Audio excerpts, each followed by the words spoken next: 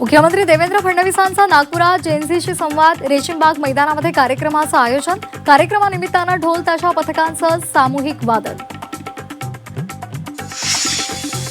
जेएनझी सोबत संवाद वाढवण्यासाठी भाजपकडून विशेष समिती, विनोद तावडे आणि स्मृती इराणी यांचा समावेश, तरुण मतदारांसोबत पक्षाचा संपर्क वाढवण्याचं लक्ष्य. मुंबई महापालिकेच्या कारभारावर भाजप नेतृत्व नाराज, मनपातील पक्षांतर्गत गटबाजीची वरिष्ठ नेतृत्वाकडून दखल, अंतर्गत वादांना खतपाणी घालणाऱ्या नेत्यांवर कारवाईची शक्यता.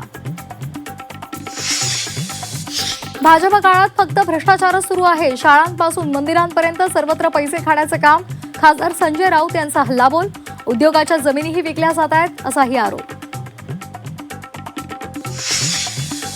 मुंबईतली मैदानं आणि मोकळे भूखंड वाचवण्यासाठी आदित्य ठाकरेंकडून तिरंगा आंदोलनाची हाक, वांद्रेमधल्या नेव्हिल डिसोजा फुटबॉल ग्राउंडवर आज आंदोलन.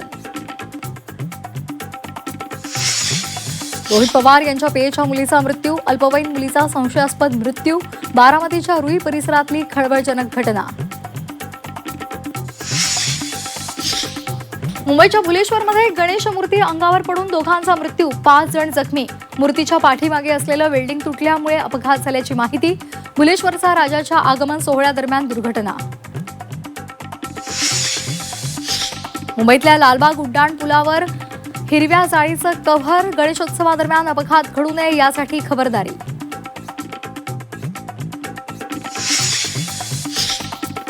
हिंगोलीमध्ये कावड यात्रेमध्ये भीषण अपघात, डीजेच्या 2 गाड्यांची धडक, अपघातामध्ये एका तरुणाचा जागीच मृत्यू. मुंबई गोवा महामार्गावर दरड कोसळली, महाड जवळच्या नडगाव इथली घटना, कोकणामध्ये जाणारी वाहतूक विस्कळीत. सण उत्सवावर महागाईचं सावट, साखर नारळ पाठोपाठ खाद्यतेलही महागलं, खाद्यतेलाच्या दरात 10 ते 20 रुपयांची वाढ.